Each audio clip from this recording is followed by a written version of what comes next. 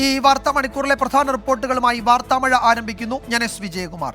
രാഷ്ട്രപതിയുടെ നയപ്രഖ്യാപന പ്രസംഗത്തോടെ പാർലമെന്റിന്റെ ബജറ്റ് സമ്മേളനത്തിന് തുടക്കമായി. കേന്ദ്ര സർക്കാരിന്റെ ഭരണ നേട്ടങ്ങൾ എണ്ണിപ്പറഞ്ഞ് രാഷ്ട്രപതി ദ്രൗപദി മുർമു. നൂറ്റാണ്ടുകളുടെ കാത്തിരിപ്പിനൊടുവിൽ രാമക്ഷേത്രം യാഥാർത്ഥ്യമായെന്ന് രാഷ്ട്രപതി പറഞ്ഞു. വനിതാ സംവരണം, കശ്മീർ പുനഃസംഘടന, മുത്തലാഖ് തുടങ്ങിയ നിയമനിർമ്മാണങ്ങളും രാഷ്ട്രപതി പരാമർശിച്ചു. 25 കോടി ജനങ്ങളെ ദാരിദ്ര്യത്തിൽ നിന്ന് മുക്തരാക്കിയെന്നും 5 വർഷം കൂടി സൗജന്യ റേഷൻ തുടരുമെന്ന സർക്കാർ പ്രഖ്യാപനം പാവപ്പെട്ട കുടുംബങ്ങൾക്ക് ആശ്വാസമായെന്നും രാഷ്ട്രപതി പറഞ്ഞു.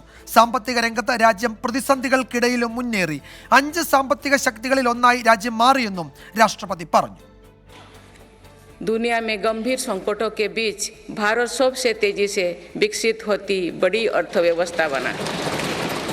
लगातार 2 क्वार्टर से भारत की विकास दर 7.5% से ऊपर रही है. ऐतिहासिक G20 सम्मेलन के सफलता ने पूरे विश्व में भारत की भूमिका को सशक्त किया. बीते 10 वर्षों में हमने भारत को फ्रेजाइल 5 से निकलकर टॉप 5 इकोनॉमीज में शामिल होते थे. भारत का निर्यात करीब $450 बिलियन से बढ़कर $775 बिलियन से अधिक हो गया है. നാളെയാണ് കേന്ദ്ര ബജറ്റ്. സ്ത്രീപക്ഷ ബജറ്റായിരിക്കും അവതരിപ്പിക്കുക എന്ന സൂചന നൽകി പ്രധാനമന്ത്രി. സഭാ നടപടികൾ സ്തംഭിപ്പിക്കുന്ന പ്രതിപക്ഷത്തെ നരേന്ദ്രമോദി വിമർശിച്ചു. एक बहुत ही गरिमापूर्ण फैसला लिया था और वो फैसला था नारी शक्ति वंदन अधिनियम. और उसके बाद 26 जनवरी को भी हमने देखा किस प्रकार से देश ने कर्तव्य पथ पर नारी शक्ति के सामर्थ्य को, नारी शक्ति के संकल्प की शक्ति को अनुभव किया.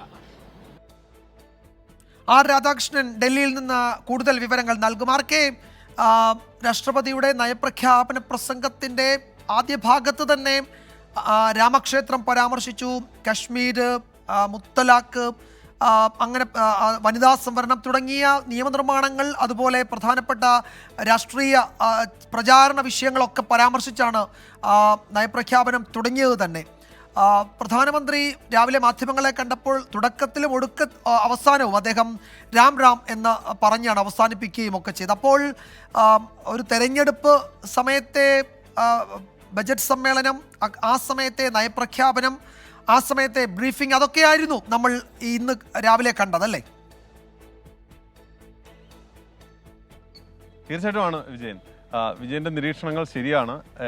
പ്രധാനമന്ത്രി നരേന്ദ്രമോദി വളരെ കൃത്യമായിട്ടുള്ള രാഷ്ട്രീയ ഭാഷയിലാണ് മാധ്യമങ്ങളോട് അദ്ദേഹം സംസാരിച്ചത്. നമുക്ക് മുൻ സമ്മേളനങ്ങളുമായി അദ്ദേഹത്തിന്റെ മാധ്യമങ്ങളോടുള്ള അഭിസംബോധനയാണെങ്കിലും അത് താരതമ്യം ചെയ്താൽ അത് വ്യക്തമാവുകയും ചെയ്യും. എല്ലാ സമ്മേളന കാലയളവിലും ഏതെങ്കിലും ഒരു വിഭാഗത്തെ അങ്ങനെ സൂചിപ്പിച്ചുകൊണ്ട് പ്രധാനമന്ത്രി വിമർശനങ്ങൾ നടത്താറുണ്ടെങ്കിലും ഇത്ര കൃത്യമായിട്ട് നടത്താറില്ല. പക്ഷേ ഇന്ന് സഭയുടെ ഗരിമ നഷ്ടപ്പെടുത്തുന്ന രീതിയിലുള്ള പ്രവർത്തികൾ അത് തിരുത്താനുള്ള സമയമാണ് ഈ ബഡ്ജറ്റ് സമ്മേളനം എന്നുവരെ അദ്ദേഹം പറഞ്ഞു വെച്ചു. സഭയെ സംബന്ധിച്ച് വളരെ പ്രധാനപ്പെട്ട സമയങ്ങളാണ് നഷ്ടപ്പെടുത്തിയത് എന്നതടക്കമുള്ള കാര്യം അദ്ദേഹം ഓർമ്മിപ്പിക്കുകയും ചെയ്തു. രാഷ്ട്രപതി നടത്തിയ നയപ്രഖ്യാപനത്തിലും ഈ തെരഞ്ഞെടുപ്പിന് മുൻപായിട്ട് സർക്കാരിന്റെ ലക്ഷ്യം എന്താണ് എന്നതിനെ സംബന്ധിച്ചിട്ടുള്ള കൃത്യമായിട്ടുള്ള വ്യക്തത നൽകുന്നതാണ്. 10 വർഷത്തെ ഭരണ നേട്ടങ്ങൾ എണ്ണി രാഷ്ട്രപതി പറഞ്ഞു. എന്നാൽ അതിലെല്ലാം ഉപരി ഏറ്റവും ശ്രദ്ധേയമായത് 3 കാര്യങ്ങളാണ്. ഒന്ന്, രാജ്യത്തിന്റെ ത്രിവർണ്ണ പതാക ശൂന്യാകാശത്ത് പറന്നത്. അത് ദേശീയത എന്ന സന്ദേശം ആണ് സർക്കാർ മുന്നോട്ട് വയ്ക്കാൻ പോകുന്നത് ഈ തെരഞ്ഞെടുപ്പിൽ എന്നതിൻ്റെ ആദ്യത്തെ സൂചന നൽകുന്നതാണ്. രണ്ടാമത്തെ, രാമക്ഷേത്രവുമായി ബന്ധപ്പെട്ടിട്ട് രാഷ്ട്രപതി നടത്തിയ പ്രസ്താവന.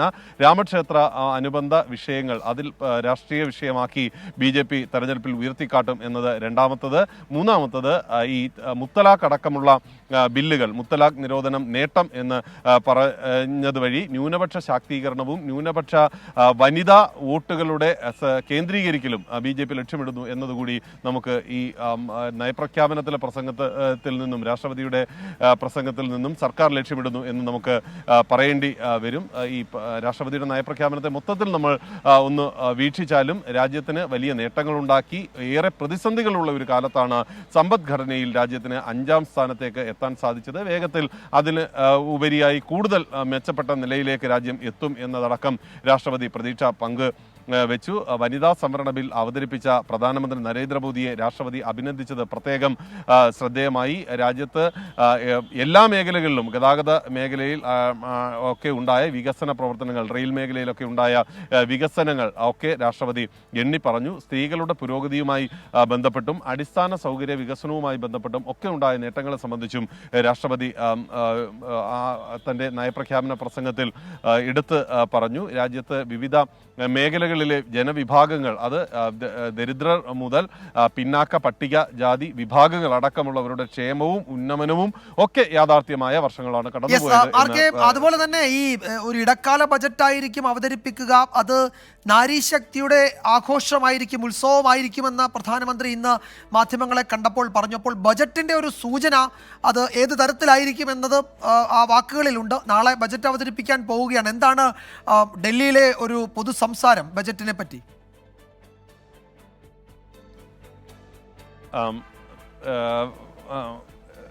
തീർച്ചയായിട്ടും വിജയൻ സൂചിപ്പിച്ചതുപോലെ ഈ ബഡ്ജറ്റുമായി ബന്ധപ്പെട്ടിട്ടുള്ള വിഷയത്തിലെ ചില സൂചനകൾ ഇപ്പോൾ ഈ ധനമന്ത്രാലയ വൃത്തങ്ങൾ തന്നെ പുറത്ത് വിടുന്നുണ്ട്. അത് പ്രത്യേകിച്ച് ഇത്തവണ സാമ്പത്തിക സർവേ ഇല്ല എന്നതിൻ്റെ ഒരു അടിസ്ഥാനത്തിൽ ഏറ്റവും ആദ്യം ശ്രദ്ധ ഊന്നുന്ന 3 വിഭാഗങ്ങളാണ്. അത് ഒന്ന് കർഷകർ, രണ്ടാമത്തത് വനിതകൾ, മൂന്നാമത്തത് പിന്നാക്ക പട്ടിക ജാതി വിഭാഗങ്ങൾ. ഈ 3 വിഭാഗത്തിനും നേട്ടമുണ്ടാകുന്ന വിധത്തിലുള്ള പ്രഖ്യാപനങ്ങൾ ഈ ബഡ്ജറ്റിൽ ഉണ്ടാകും എന്നുള്ളതാണ്. തൊഴിൽ മേഖലയുമായി ബന്ധപ്പെട്ടും യുവാക്കളുമായി ബന്ധപ്പെട്ടും ഉള്ള പ്രഖ്യാപനങ്ങൾ ഈ ബഡ്ജറ്റിന്റെ ഭാഗമായിട്ട് ഇടം പിടിക്കും. ഈ നികുതി പരിഷ്കാരങ്ങൾ, സാധാരണ ഈ വോട്ട് ഓൺ അക്കൗണ്ടിൽ വിജയൻ അറിയാവുന്നതുപോലെ ഈ ടാക്സുമായി ബന്ധപ്പെട്ടിട്ടുള്ള നിർദ്ദേശങ്ങളൊന്നും ഇതുവരെയുള്ള വോട്ട് ഓൺ അക്കൗണ്ടുകളിലൊന്നും ഇടം പിടിച്ചിട്ടില്ല. അതുകൊണ്ട് തന്നെ നാളെ ഈ ഇൻകം ടാക്സുമായി ബന്ധപ്പെട്ടിട്ടുള്ള നിർദ്ദേശങ്ങൾ എത്രത്തോളം ഉണ്ടാകും എന്നതിനെ സംബന്ധിച്ച് നമുക്കിപ്പോൾ ഒരു വ്യക്തത നൽകാൻ സാധിക്കില്ല.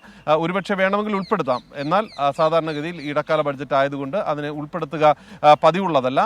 പ്രധാനമന്ത്രി നരേന്ദ്രമോദി ഇന്ന് നൽകിയ സൂചനയും പുതിയ സർക്കാർ അധികാരത്തിൽ വന്നതിന് ശേഷം ഒരു സമ്പൂർണ്ണ ബഡ്ജറ്റ് അവതരിപ്പിക്കും എന്നുള്ളത് തന്നെയാണ്. അതുകൊണ്ട് തന്നെ ഇടക്കാല അർത്ഥത്തിൽ ഒരു വോട്ട് ഓൺ അക്കൗണ്ട് സർക്കാരിനെ സംബന്ധിച്ച് ഈ മാസങ്ങളിലേക്കുള്ള ഒരു വോട്ട് ഓൺ അക്കൗണ്ടാണ് സർക്കാർ പാസ്സാക്കാൻ ഉദ്ദേശിക്കുന്നത്. അതിനിടയിൽ ഈ തെരഞ്ഞെടുപ്പ് ലക്ഷ്യമിട്ടുകൊണ്ടുള്ള വിവിധ പ്രഖ്യാപനങ്ങൾ, കഴിഞ്ഞ ബഡ്ജറ്റിൽ പ്രഖ്യാപിച്ച പദ്ധതിയുടെ വിപുലമാക്കൽ മുതലായവയായിരിക്കും ഉണ്ടാവുക. പ്രധാനമന്ത്രി കിസാൻ നിധിയുടെ കാര്യത്തിലായിരിക്കും ഏറ്റവും വലിയ ഒരു ശ്രദ്ധ ഉണ്ടാകുന്നത്. അത് 6000 രൂപയാണ് ഇപ്പോൾ പ്രതിമാസം നൽകുന്നത്. ഒരുപക്ഷെ അത് 9000 രൂപ വരെ ആക്കി ഉയർത്തുന്ന പ്രഖ്യാപനം ഉണ്ടാകും എന്നുള്ളതാണ്. കൂടുതൽ പണം വിപണിയിലേക്ക് എത്തിക്കുക എന്ന തന്ത്രം തന്നെയായിരിക്കും ഇത്തവണയും ധനമന്ത്രി മുന്നോട്ട് വയ്ക്കുന്നത്. അങ്ങനെയാണെന്നുണ്ടെങ്കിൽ ഈ സമ്പദ്ഘടനയുടെ വളർച്ച രാജ്യത്തെ സംബന്ധിച്ച് ഏറ്റവും വേഗത്തിൽ ഉണ്ടാകും എന്നൊരു കണക്കുകൂട്ടൽ സർക്കാർ നടത്തുന്നുണ്ട്. കഴിഞ്ഞ വർഷങ്ങളിൽ ഉണ്ടായ സാമ്പത്തിക മേഖലയിലെ തിരിച്ചടി, ആ തിരിച്ചടിക്ക് മറ്റ് ഇടങ്ങളിൽ നിന്നും വ്യത്യസ്തമായിട്ട് ഇന്ത്യക്ക് പിടിച്ചു നിൽക്കാൻ സാധിച്ചത് വിപണിയിൽ സർക്കാർ നടത്തിയ ഇടപെടലാണ് എന്നൊരു വിലയിരുത്തലാണ് ഉള്ളത്. അതുകൊണ്ട് ഈ ധാന്യങ്ങളുടെ കാര്യത്തിലടക്കം പിന്നാക്ക വിഭാഗങ്ങൾക്ക് ഈ 5 കിലോ വീതം അരി അടക്കമുള്ളവ നൽകുന്നതുമായി ബന്ധപ്പെട്ടിട്ടുള്ള സൗജന്യ പദ്ധതികളൊക്കെ ഉള്ളവ അത് തുടരുന്നതടക്കമുള്ള പ്രഖ്യാപനങ്ങളും ഈ എന്തായാലും ബജറ്റ് നാളെ അവതരിപ്പിക്കാനിരിക്കുകയാണ്. അതൊരു സ്ത്രീപക്ഷ ബജറ്റ് ആയിരിക്കുമെന്ന സൂചന പ്രധാനമന്ത്രി ഇന്ന് നൽകുകയും ചെയ്തു. നയപ്രഖ്യാപന പ്രസംഗത്തോടെ, രാഷ്ട്രപതിയുടെ നയപ്രഖ്യാപന പ്രസംഗത്തോടെ പാർലമെന്റിന്റെ ബജറ്റ് സമ്മേളനത്തിന് തുടക്കമായി. മറ്റു ചില പ്രധാന റിപ്പോർട്ടുകളിലേക്ക്. ശബരിമലയെ തകർക്കാൻ ചിലർ ബോധപൂർവം ശ്രമിച്ചെന്ന് ദേവസ്വം മന്ത്രി കെ രാധാകൃഷ്ണൻ നിയമസഭയിൽ. ശബരിമലയിലെത്തിയ യഥാർത്ഥ ഭക്തർ ആരും മാലയൂരിയോ തേങ്ങയുടച്ചോ ദർശനം നടത്താതെ പോയിട്ടില്ല. പ്രശ്നങ്ങൾ ഉണ്ടാക്കിയത് കപടഭക്തരാണെന്നും മന്ത്രി പറഞ്ഞു. ഇത്തവണത്തെ ശബരിമല തീർത്ഥാടനം ദുരിതപൂർണമായിരുന്നുവെന്ന് പ്രതിപക്ഷം കുറ്റപ്പെടുത്തി. യഥാർത്ഥ ഭക്തന്മാരാരും മാലയൂരിയിട്ടോ തേങ്ങയുടച്ചോ പോയിട്ടില്ല. കപടഭക്തന്മാർ മാത്രമാണ് ചെയ്തിട്ടുള്ളത്. സന്നിധാനത്ത് വരെ എത്തിയതിന് ശേഷം, അവിടെ തിരുമടിക്കെട്ടുമായി വന്നതിന് ശേഷം അവിടുന്ന് തിരിച്ചു പോരുന്ന 2-3 ആളുകളെ എടുത്ത് അതിൻ്റെ പ്രചരണം വല്ലാതെ കൊടുക്കുകയാണ്. 2-3 ആളുകൾക്ക് ഉണ്ടാകുന്ന അസൗകര്യമാണോ? 10,000-കണക്കിന് ആളുകൾ ഭക്തർ അവിടെ വർഷങ്ങളായി 2-3 ദിവസമൊക്കെ നിന്ന് ദർശനം നടത്തി പോയിട്ടുണ്ട്. ഒരു കുഴപ്പമുണ്ടാക്കില്ല. പക്ഷേ ഇപ്പോൾ ബോധപൂർവം കുഴപ്പമുണ്ടാക്കാൻ വേണ്ടിയുള്ള ഒരു ശ്രമം അവിടെ നടന്നിട്ടുണ്ടെന്നുള്ളത് യാഥാർത്ഥ്യമാണ്. പോലീസ് നല്ലപോലെ ഇടപെട്ടു. സാറ്, ഈ വർഷത്തെ തീർത്ഥാടനം വളരെയേറെ ദുരിതപൂർണമായിരുന്നു എന്നും അങ്ങേക്ക് തന്നെ നവകേരള സദസ്സിൽ നിന്ന് വന്ന് നേരിട്ട് ഈ കാര്യങ്ങൾ ശ്രദ്ധിക്കേണ്ടി വരുന്നു എന്നുള്ള ശ്രദ്ധയുണ്ട്. സാർ, ചരിത്രത്തിലാദ്യമായി അയ്യപ്പ ഭക്തന്മാർ ശബരിമലയിലേക്ക് പോകാൻ മാലയിട്ടിട്ട് പന്തളം ശ്രീധർമ്മ ശാസ്താ ക്ഷേത്രത്തിന് മുന്നിൽ വന്ന് മാലയൂരേണ്ടുന്ന അവസ്ഥ വരെ ഈ വർഷമുണ്ടായി.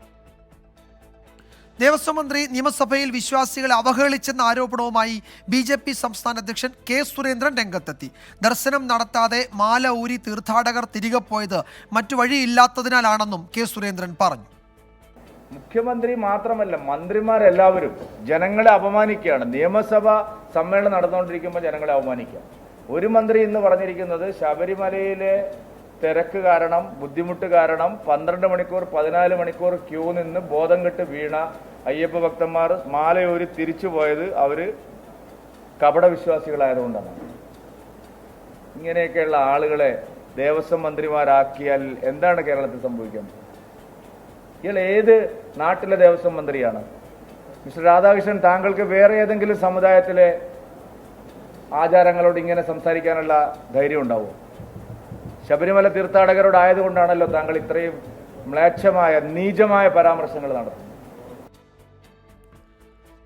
വി ജയശങ്കർ തിരുവനന്തപുരത്ത് നിന്ന് കൂടുതൽ വിവരങ്ങൾ നൽകും. ജയശങ്കർ, ഈ ശബരിമല വിഷയം ഇന്ന് നിയമസഭയിൽ ഉന്നയിക്കാനിടയായ സാഹചര്യം എന്തായിരുന്നു? പ്രതിപക്ഷത്തിന്റെ ചോദ്യത്തിന് മന്ത്രി മറുപടി പറയുകയായിരുന്നു.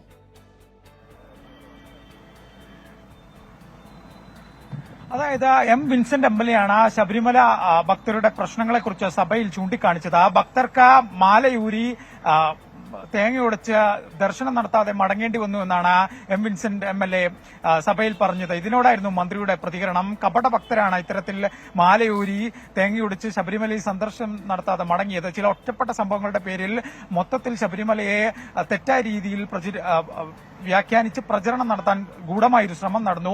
സാമൂഹ്യ മാധ്യമങ്ങളിൽ ഉൾപ്പെടെ ഇത്തരത്തിലുള്ള ശ്രമം സംഭവിച്ചു. ഇതിനെതിരെയെല്ലാം പോലീസ് കേസെടുത്തിട്ടുണ്ട്. ഒപ്പം ശബരിമല തിരക്കുമായി ബന്ധപ്പെട്ട് പോലീസിന്റെ കൃത്യമായ ഒരു ഇടപെടലുകൾ കൊണ്ടാണ് ഈ ഒരു തിരക്ക് നിയന്ത്രിക്കാനായത്. വലിയ ദുരന്തങ്ങൾ ഉണ്ടാവാതെ തിരക്ക് നിയന്ത്രിച്ചത് പോലീസിന്റെ ഇടപെടലാണ്. പോലീസ് ഉൾപ്പെടെ മാറി നിന്നു എന്ന ആരോപണവും മന്ത്രി നിഷേധിക്കുന്നുണ്ട്. അത്തരത്തിൽ പ്രതിപക്ഷം ഉയർത്തിയ ഒരു ചോദ്യത്തിനാണ് ശബരിമല വിഷയവുമായി ബന്ധപ്പെട്ട വലിയ ഗൂഢാലോചന നടന്നു. സാമൂഹ്യ മാധ്യമങ്ങളിൽ ഉൾപ്പെടെ പല വീഡിയോകളും വ്യാജമായി പ്രചരിപ്പിച്ചു. ഇത്തരത്തിൽ മാലയൂരിയെന്നും ഭക്തർ ശബരിമലയിൽ ദർശനം നടത്താതെ തേങ്ങയുടച്ചു മടങ്ങിയെന്നും തരത്തിലുള്ള പ്രചരണങ്ങളുണ്ടായി. ഇത്തരത്തിൽ ഒറ്റപ്പെട്ട ചില സംഭവങ്ങളുണ്ടായി എന്ന മന്ത്രി സമ്മതിക്കുന്നുണ്ട്. പക്ഷേ ഇത്തരത്തിൽ മടങ്ങിയ ആളുകൾ കപട ഭക്തരാണ്. യഥാർത്ഥ ഭക്തർ ഇത്തരത്തിലുള്ള പ്രവർത്തികൾ ചെയ്തിട്ടില്ല എന്നും മന്ത്രി സഭയിൽ ആവർത്തിച്ചു. എന്തായാലും ശബരിമല തീർത്ഥാടനം പൂർണ്ണമായും സുഗമമായ രീതിയിലാണ് എന്നതാണ് മന്ത്രി സഭയിൽ പറഞ്ഞു വെക്കുന്നത്. ഗോപികൃഷ്ണൻ. വി ജയശങ്കറാണ് വിവരങ്ങൾ നൽകിയത് തിരുവനന്തപുരത്ത് നിന്ന്. ഖനന അഴിമതി കേസിൽ ജാർഖണ്ഡ് മുഖ്യമന്ത്രി ഹേമന്ത് സോറനെ ഇന്ന് എൻഫോഴ്സ്മെന്റ് ഡയറക്ടറേറ്റ് ചോദ്യം ചെയ്യും. റാഞ്ചിയിലെ ഔദ്യോഗിക വസതിയിൽ വെച്ചായിരിക്കും ചോദ്യം ചെയ്യൽ. കേസിൽ സോറനെ അറസ്റ്റ് ചെയ്യാനാണ് സാധ്യത. ഹേമന്ത് സോറൻ അറസ്റ്റിലായാൽ മുഖ്യമന്ത്രി സ്ഥാനം ഭാര്യ കൽപ്പന സോറൻ ഏറ്റെടുത്തേക്കും. അച്യുതൻ ഡൽഹിയിൽ നിന്ന് വിവരങ്ങൾ നൽകും. അച്യുതൻ, എന്താണ് EDയുടെ നീക്കങ്ങൾ? ചോദ്യം ചെയ്യൽ, അതിനുശേഷം അറസ്റ്റ്, അതാണോ സാധ്യത കാണുന്നത്?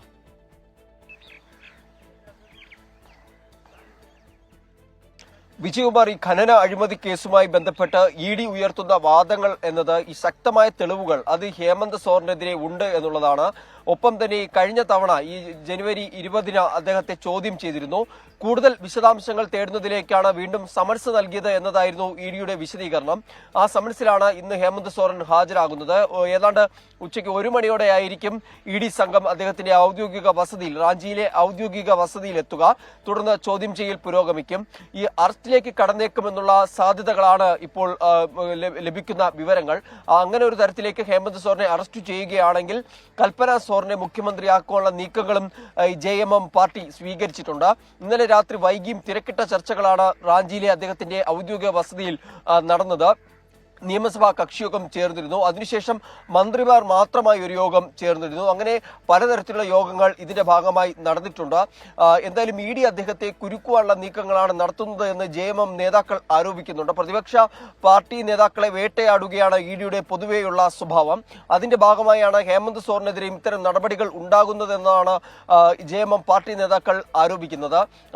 അദ്ദേഹം ഡൽഹിയിൽ വന്ന സമയത്തും ED അദ്ദേഹത്തെ പിന്തുടർന്നെത്തി. അദ്ദേഹത്തിന്റെ വസതിയിലടക്കം പരിശോധനകൾ നടത്തുന്ന ഒരു സാഹചര്യമുണ്ടായി. റാഞ്ചിയിലും അദ്ദേഹത്തിന്റെ വസതി കേന്ദ്രീകരിച്ച് എത്തി എന്നുള്ളതടക്കം ആരോപണങ്ങൾ ഉന്നയിക്കുന്നുണ്ട്. നിലവിൽ ഈ റാഞ്ചിയിലെ വസതിയോട് ചേർന്നും ED ഓഫീസിന് മുന്നിലും ശക്തമായ സുരക്ഷ ഏർപ്പെടുത്തിയിട്ടുണ്ട്. ഒപ്പം നിരോധനാജ്ഞയും പ്രഖ്യാപിച്ചിരിക്കുകയാണ്. അങ്ങനെ പലതരത്തിലുള്ള നടപടികൾ ED ഇതിന്റെ ഭാഗമായി മുൻകരുതലായി സ്വീകരിക്കുന്നുണ്ട്. കാരണം JMM പാർട്ടി പ്രവർത്തകർ വലിയ രീതിയിൽ ഒരു പ്രതിഷേധം ഈ ED നടപടിക്കെതിരെ സംസ്ഥാനം നടത്തിയിരുന്നു. അങ്ങനെ അതെല്ലാം മുൻകൂട്ടി കണ്ടുകൊണ്ടുള്ള നീക്കം EDയുടെ ഭാഗത്ത് സ്വീകരിക്കുന്നുണ്ട്. ഒപ്പം ഇതിനെ പ്രതിരോധിക്കാനുള്ള രാഷ്ട്രീയ നീക്കങ്ങളും ഹേമന്ത് സോറനും കൈക്കൊള്ളുന്നുണ്ട്. വിജയകുമാർ. റാഞ്ചിയിലെ ഔദ്യോഗിക വസതിയിൽ അല്പസമയത്തിനകം ഹേമന്ത് സോറനെ ED ചോദ്യം ചെയ്യും. ഹേമന്ത് സോറനെ അറസ്റ്റ് ചെയ്തേക്കുമെന്ന സൂചന ശക്തമാണ്. അങ്ങനെ അറസ്റ്റ് ഉണ്ടായാൽ ഭാര്യ കൽപ്പന സോറനെ മുഖ്യമന്ത്രിയാക്കും. അത് ഇന്നലെ JMMന്റെ പാർലമെന്ററി പാർട്ടി ഏതാണ്ട് തീരുമാനമെടുത്തിട്ടുണ്ട്. ഔദ്യോഗിക പ്രഖ്യാപനം ഇന്ന് തന്നെ ഉണ്ടാകും എന്നാണ് ഡൽഹി ബ്യൂറോ റിപ്പോർട്ട് ചെയ്യുന്നത്. അച്യുതനാണ് വിശദാംശങ്ങൾ നൽകിയത്. വാർത്താമഴയിലേക്ക് വീണ്ടും സ്വാഗതം. തൃശൂർ അതിരപ്പള്ളിയിൽ കൂട്ടം തെറ്റി സെപ്റ്റിക് ടാങ്കിൽ വീണ കാട്ടാനക്കുട്ടിയെ രക്ഷപ്പെടുത്തി. വെറ്റിലപ്പാറ 9-ാം ബ്ലോക്കിലാണ് സംഭവം. തോട്ടം തൊഴിലാളികൾ താമസിക്കുന്ന ലയത്തിന് സമീപത്തെ സെപ്റ്റിക് ടാങ്കിലാണ് ആന വീണത്. ഏഴാറ്റുമുഖം ഫോറസ്റ്റ് സ്റ്റേഷനിലെ RRT സംഘം എത്തിയാണ് ആനയെ രക്ഷിച്ചത്. ആദ്യം ആ ദൃശ്യങ്ങളിലേക്ക്.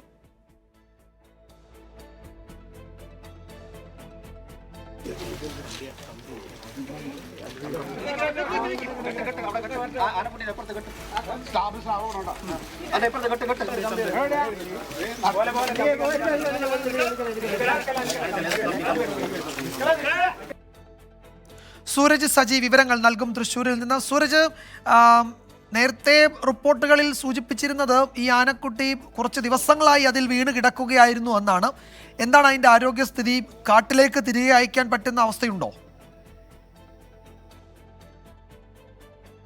വിജയകുമാർ, എന്തായാലും ഈ കാട്ടാനക്കുട്ടിയുടെ ആരോഗ്യനില സംബന്ധിച്ച് വനംവകുപ്പ് വെറ്റിനറി ഡോക്ടർ ഉൾപ്പെടെ എത്തിച്ചുള്ള ഈ പരിശോധന നടപടികളിലേക്ക് കടന്നിട്ടുണ്ട്. അതിന്റെ ആരോഗ്യസ്ഥിതി കൂടി മനസ്സിലാക്കിയതിന് ശേഷമായിരിക്കും ഈ കാട്ടിലേക്ക് മടക്കി അയക്കുന്നതിനുള്ള നടപടിയിലേക്ക് കടക്കുക. രണ്ട് ദിവസം മുൻപ് ഈ പ്രദേശത്ത് ഒരു 10-ലധികം വരുന്ന കാട്ടാനക്കൂട്ടത്തെ കണ്ടിരുന്നു. അതിൽ ഉള്ള കാട്ടാനക്കുട്ടിയാണ് ഈ വീണത് എന്നുള്ളത് തന്നെയാണ് വനംവകുപ്പിന്റെയും അതുപോലെ തന്നെ ഈ തോട്ടം തൊഴിലാളികളുടെയും എല്ലാം നിഗമനം. വെറ്റിലപ്പാറ അത് 9-ാം ഡിവിഷനിലെ B1 ബ്ലോക്കിലാണ് തോട്ടം തൊഴിലാളികൾ താമസിക്കുന്ന ലയത്തിലെ ഈ സെപ്റ്റിക് ടാങ്കിൽ കാട്ടാനക്കുട്ടി വീണത്. പക്ഷേ ഈ തോട്ടം തൊഴിലാളികൾ താമസിക്കാത്ത ലയമാണ്, ഇത് ഒഴിഞ്ഞുകിടക്കുന്ന ലയമാണ്. അതുകൊണ്ട് തന്നെയാണ് ആരുടെയും ശ്രദ്ധയിൽ ആദ്യഘട്ടത്തിൽ ഇത് പെടാതെ പോയത്. ഇന്ന് ജോലിക്കെത്തിയ തോട്ടം തൊഴിലാളികളാണ് ആദ്യം ഈ കാട്ടാനക്കുട്ടി വീണ് കിടക്കുന്നത് കാണുന്നതും പിന്നീട് ഇവർ വനംവകുപ്പ് ഉദ്യോഗസ്ഥരെ വിവരം അറിയിക്കുകയായിരുന്നു. വനംവകുപ്പ് ഉദ്യോഗസ്ഥർ എത്തിയ ഒരു രക്ഷാപ്രവർത്തനത്തിന് ആദ്യഘട്ടത്തിൽ ശ്രമം നടത്തിയിരുന്നെങ്കിലും അവർക്ക് അതിന് സാധിച്ചിരുന്നില്ല. പിന്നാലെ ഏഴാറ്റുമുഖം ഫോറസ്റ്റ് ഓഫീസിൽ നിന്ന് RRT സംഘം എത്തിയതിനു ശേഷമാണ് ഈ കാട്ടാനക്കുട്ടിയെ പുറത്തെടുത്ത് തുടർന്ന് തൊട്ടടുത്ത ഫോറസ്റ്റ് ഓഫീസിലേക്ക് ഇപ്പോൾ ഈ കാട്ടാനക്കുട്ടിയെ മാറ്റിയിട്ടുണ്ട്. അതിന്റെ ആരോഗ്യസ്ഥിതി ഉൾപ്പെടെ പരിശോധിച്ചുകൊണ്ടിരിക്കുകയാണ്. എനിക്ക് പിന്നിൽ കാണുന്ന ഈ മലയിൽ അതായത് ഇപ്പോൾ ഒരു 10-ലധികം വരുന്ന കാട്ടാനക്കൂട്ടം നിലയുറപ്പിച്ചിട്ടുണ്ട്. ആ കാട്ടാനക്കൂട്ടത്തിനൊപ്പം ഉണ്ടായിരുന്ന കാട്ടാനയാണ് ഈ കുട്ടിയാണ് ഇതിൽ വീണത്, കുഴിയിൽ വീണത് എന്നൊരു നിഗമനമാണുള്ളത്. എന്തായാലും ഇതിന്റെ ആരോഗ്യസ്ഥിതി പരിശോധിച്ചതിന് ശേഷം ഈ കാട്ടാനകളുടെ സംഘത്തിലേക്ക് മടക്കി അയക്കാനുള്ള ഒരു തീരുമാനമാണുള്ളത്. ഇത് തോട്ടം തൊഴിലാളി മേഖലയാണ്, പ്രത്യേകിച്ച് ഈ റബ്ബർ കൃഷി ഉൾപ്പെടെയുള്ള മേഖലയാണ്. അതുകൊണ്ട് തന്നെ ഈ തോട്ടം തൊഴിലാളികളെ അടക്കം ഈ കാട്ടാനക്കൂട്ടം ഇന്ന് ഓടിക്കുന്ന ഒരു സാഹചര്യമുണ്ടായി. എന്തായാലും ഈ കാട്ടാനക്കുട്ടിയുടെ ആരോഗ്യനില കൂടി പരിശോധിച്ചതിന് ശേഷമായിരിക്കും എന്തായാലും ഈ കാട്ടാനക്കൂട്ടത്തിലേക്ക് ഇതിനെ മടക്കി അയക്കുന്നത് സംബന്ധിച്ചുള്ള കാര്യത്തിൽ ഒരു അന്തിമ തീരുമാനം കൈക്കൊള്ളുക. വിജയകുമാർ. സൂരജ് സജിയാണ് വിവരങ്ങൾ നൽകിയത് തൃശ്ശൂരിൽ നിന്ന്. BJP OBC മോർച്ച സംസ്ഥാന സെക്രട്ടറി രഞ്ജിത്ത് ശ്രീനിവാസ് വധക്കേസിൽ വിധി പറഞ്ഞ Mavelikara additional sessions judge VG ശ്രീദേവിയുടെ ഔദ്യോഗിക വസതിക്ക് സുരക്ഷ ഏർപ്പെടുത്തി. കായംകുളം DYSP അജയ്നാഥിനാണ് ചുമതല.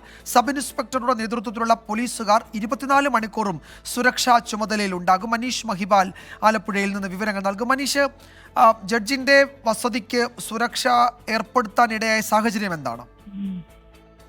വിജയകുമാർ, ഇന്നലെ ഈ വിധി വന്നതിന് പിന്നാലെ സമൂഹ മാധ്യമങ്ങളിലടക്കം വലിയ രീതിയിലുള്ള ഭീഷണി ജഡ്ജി VG വിനിതയ്ക്കെതിരെ ഉയർന്നു വന്നിരുന്നു. ഈ ഒരു സാഹചര്യത്തിലാണ് സംസ്ഥാന ആഭ്യന്തര മന്ത്രാലയത്തിന്റെ നിർദ്ദേശപ്രകാരമായിരുന്നു ഇത്തരത്തിൽ സുരക്ഷ. സാധാരണഗതിയിൽ ഇത്തരത്തിൽ വധശിക്ഷയൊക്കെ തന്നെ വിധിക്കുന്ന പശ്ചാത്തലത്തിൽ ജഡ്ജിമാർക്ക് സുരക്ഷ ഒരുക്കുന്നതാണ്.